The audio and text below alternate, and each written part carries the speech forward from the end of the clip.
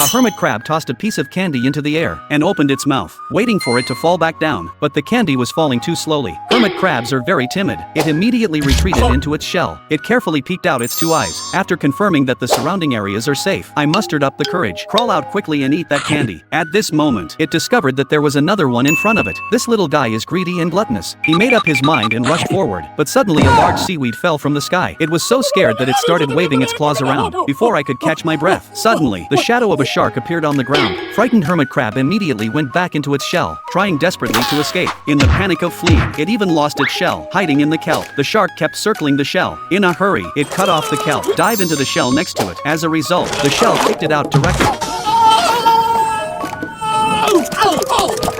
Only then did it see clearly. It turns out that the shark that had always frightened it, it's just a piece of kelp. The hermit crab breathed a sigh of relief. He shook his feet that were stuck in the shell. Unexpectedly, the shell hit the sea urchin next to it. The hermit crabs that heard the sound hid in the kelp. The sea urchin rolled towards it. The hermit crab had no choice but to escape desperately again.